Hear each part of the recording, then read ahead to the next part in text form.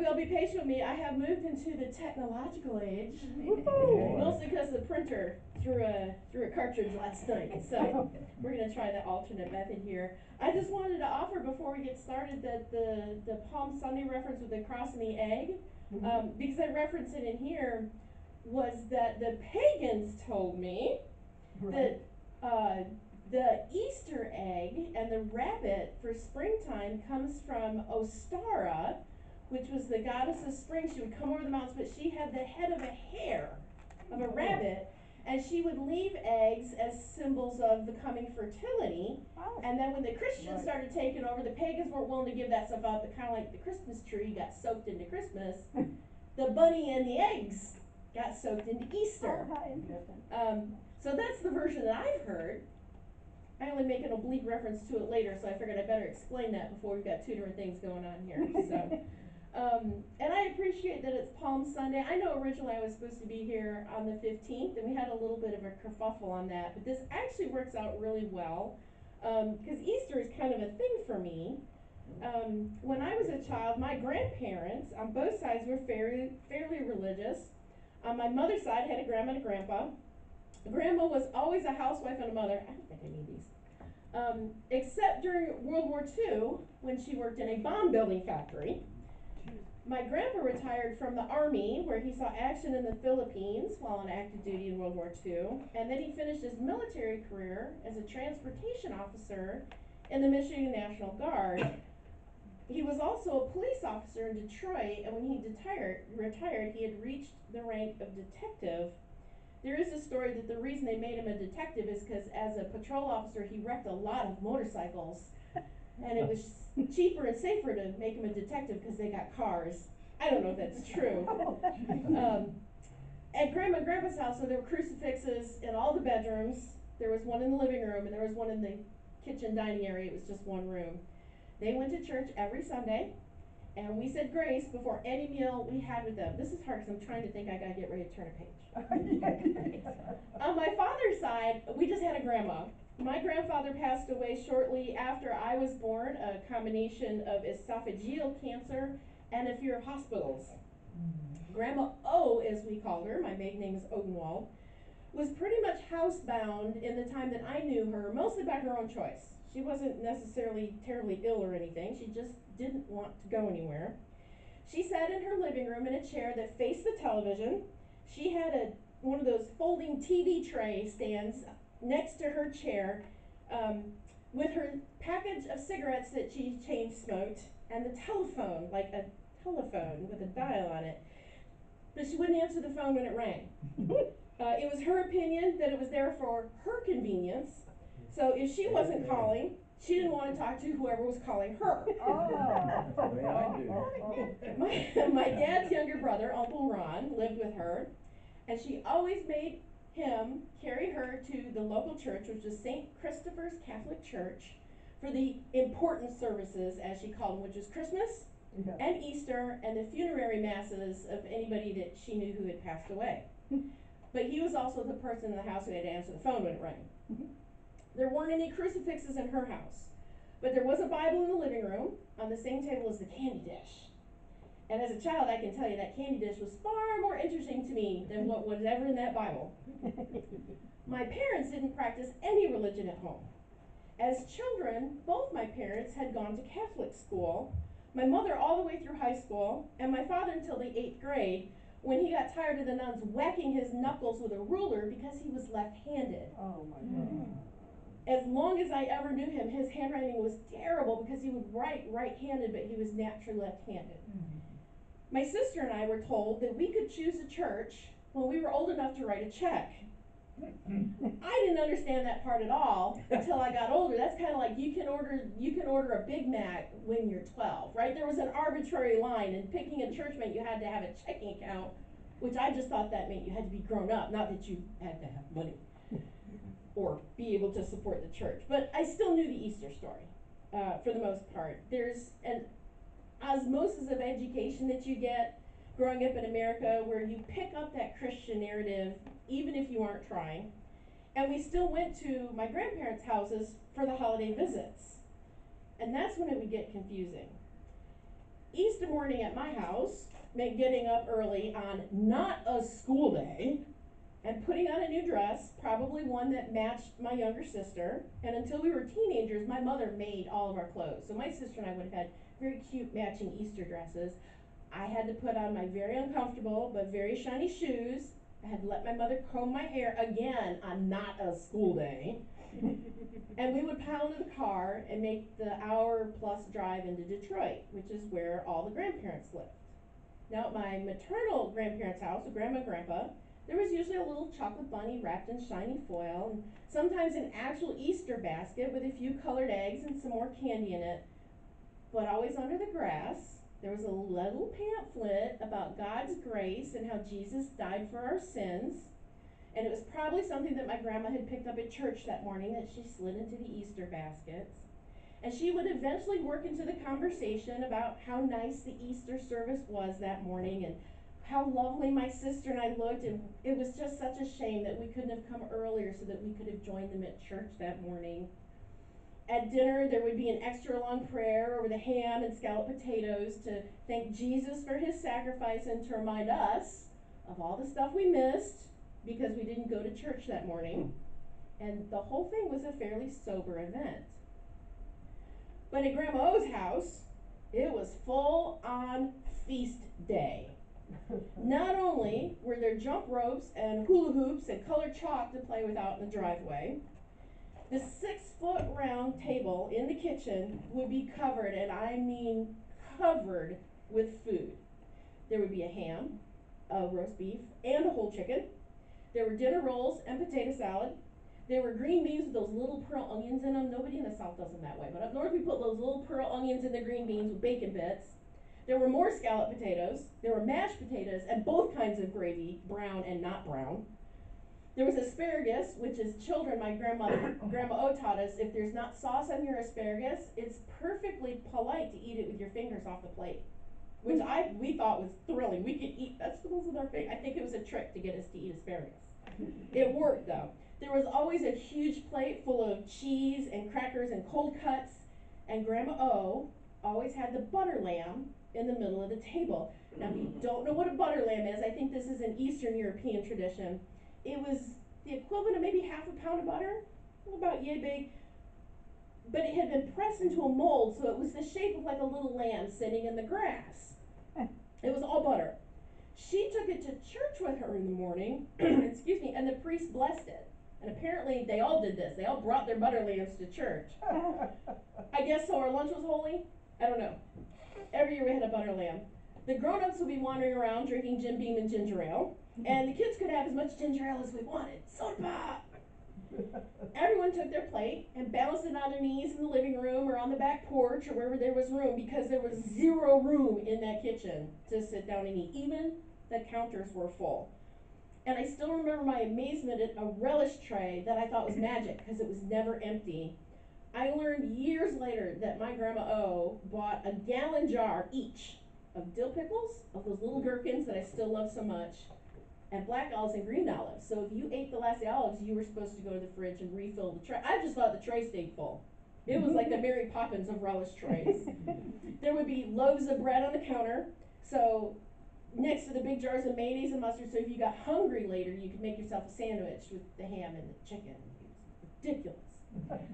And after everybody ate, the kids were allowed to go outside and play and eventually go for a walk around the block unsupervised. Probably so that we could burn off some kid energy while the grown-ups were napping after that giant meal in the living room. But there was a house on the block behind my Grandma O's house that had the most elaborate Easter display I have ever seen. It was the highlight of Easter at Grandma O's house. And I don't recall the man's name, but he would put up a short white picket fence, only about this big, around his front yard. Now these are houses in Detroit, working class houses, so there'd be a square house on a block, you'd have a sidewalk, you'd have a sidewalk up to the front of the house where the door was, so you'd have two little patches of lawn. And he would line that with a little short picket fence. He had big plywood cutouts of like an Easter bunny with a top hat and a vest on. He had Easter eggs that were 2 foot tall, painted in plywood scattered around the yard. He had a 4 foot tall Easter basket that you could stand behind and look like you were in the Easter basket. And remember, this was all before inflatables, so all of this was cut up plywood that he propped up in his yard and painted. He would hang those plastic eggs off of the trees in the front yard and off the shrubs at his foundation plantings.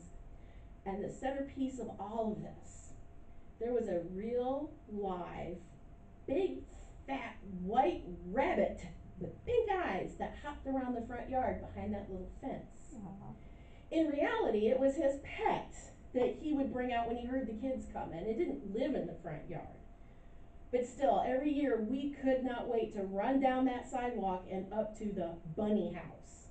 If it was a good day, the man would let us feed the bunny lettuce and carrot tops, and we thought we were something special. So when I was younger, I was confused after Easter, and we would see both grandparents, depending on if you went to one house first, you ate ham and scalloped potatoes with serious grandma, or you went to the other house first, you got too full, and then you just snacked at other grandma's house. But I was still confused. Was this supposed to be a somber, serious religious event, and my parents were keeping us out of the church to the detriment of my soul? Or was it a colorful, happy, boisterous feast day with very little reference to Jesus or even church, other than the butter lamb? And what about rabbits that laid colored eggs that has something to do with nailing people to crosses? And like I said, I was in my 20s before I met a pagan who explained Ostara to me. And as an adult, I still find myself conflicted at this time of year. I love Easter for the candy. I'm a Peeps girl for life. If you hate Peeps, just send them to me. That's fine. And I like hiding the eggs for the kids to find. That's always been really popular in our house. I love the colorful dresses. I love spring colors. At BBUUC, my home church in Jacksonville, every year when we do Easter, I make this big Easter bonnet, very elaborate. Last year it had little plastic bunnies on the front of it. And I often convince several other people to do the same, so it's a conspiracy. But the story still bothers me.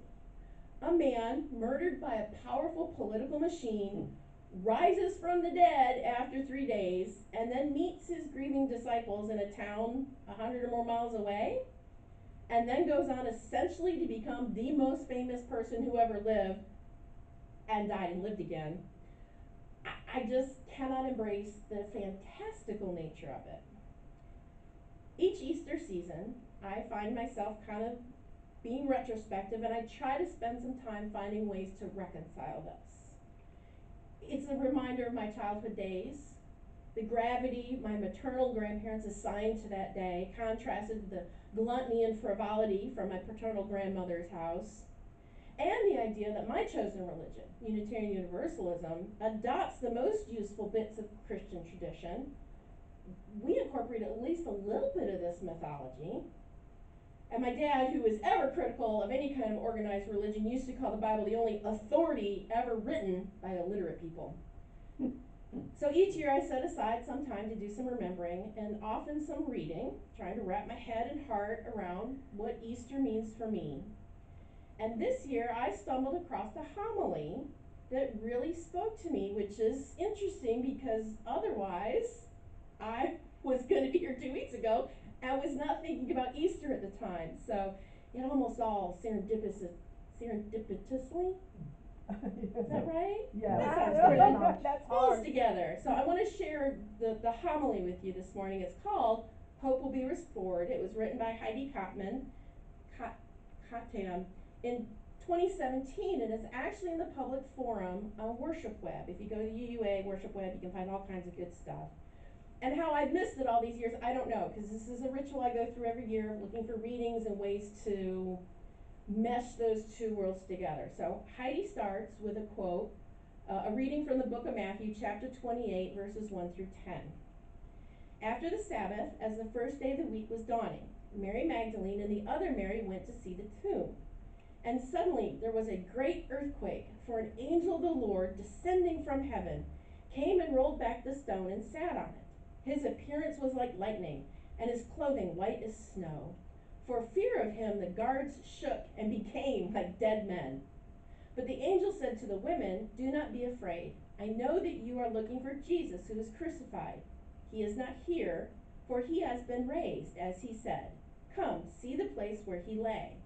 Then go quickly and tell his disciples, he has been raised from the dead, and indeed he is going ahead of you to Galilee. There you will see him." This is my message for you." So they left the tomb quickly with fear and great joy and ran to tell his disciples. Suddenly Jesus met them and said, "Greetings!" And they came to him, took hold of his feet, and worshipped him. Then Jesus said to them, "Do not be afraid. Go and tell my brothers to go to Galilee. There they will see me." Unitarian Universalism, on the whole, wrestles with our Christian identity each year on Easter. I feel that. Even though our faith tradition specifically cites Jewish and Christian teachings as sources from which we draw wisdom, and even though a large number of UUs identify as Christian, we do seem to face a bit of an identity crisis come Easter. Obviously, that's why I'm a UU, it all fits together, right? So what do we do with a story of literal resurrection? Well, we believe. The resurrection of Jesus is one of the most sacred stories in Christianity. From that story emerges a renewal of faith. Imagine being either of the Marys on that morning. These women were in mourning. They had lost not just a man they loved, but a teacher they were dedicated to and a prophet in whom they believed. Their shared grief must have permeated from them, rising from their skin like an unwanted perfume. They were going to anoint the body of Jesus, whom they believed to be a mortal man, a son of God, yes, but mortal. Intending to his broken body, they'd face the wounds of his death and the reality of loss. I can imagine the hopelessness they must have felt. Jesus taught love and compassion, yet an act of betrayal ended him. Do you remember the first time you felt true hopelessness? A moment when maybe it seemed like everything you wanted to be true and real and right was ripped away? You felt it, and I am as sure as I can be that Mary Magdalene and Mary, mother of James, felt it every step they took that Sunday morning. And then there was an angel, lightning and white and spilling words of emergence, words of resurrection. He is not here, for he has been raised. Those are words of hope. The woman fled the tomb quickly, and that's what's coming out of hopelessness feels like, doesn't it? It isn't a sure-footed, steady pace. There's no certainty. Instead, it's a mixture of worry and hope, of questions and only the vaguest of answers. Is this real? Will it last? I think it is. I hope it will. Another important piece of this is that Jesus met his disciples in Galilee, and this is Matthew chapter 18, verses 16 through 20. Now the 11 disciples went to Galilee, to the mountain to which Jesus had directed them. When they saw him, they worshipped him, but some doubted. And Jesus came and said to them, "All authority in heaven and on earth has been given to me. Go therefore, make disciples of all nations, baptizing them in the name of the Father and the Son and of the Holy Spirit, and teaching them to obey everything," I lost my spot, "everything that I have commanded you. And remember, I am with you always to the end of the age." Jesus brought his people back together. It wasn't enough to offer them hope. He gathered them, affirmed their hope, then sent them out to share his faith of love and compassion, and he promised to be with them. Because it takes a village, right? That's why we're here. This is why we gather on Sundays in this sanctuary. It is why we gather at protests and rallies or family dinners or even coffee shops, and I would add potlucks. We are meeting each other in our Galilees, and we're making disciples of all our nations. We are sharing our words of love and confronting hopelessness and despair. We are building villages with each other. Imagine that sense of wonder and renewal the followers of Jesus must have felt. Awestruck, renewed, transformed by the love of another. And we're doing that all the time. We're doing that at every Black Lives Matter meeting, every Sunday service, even at committee and board meetings. We invite that feeling, awestruck, renewed, transformed by love, when we spend time together and believe in humanity more and more. This is what the story of the resurrection offers us. Hope. Hate and betrayal do not and will not prevail, says the resurrection.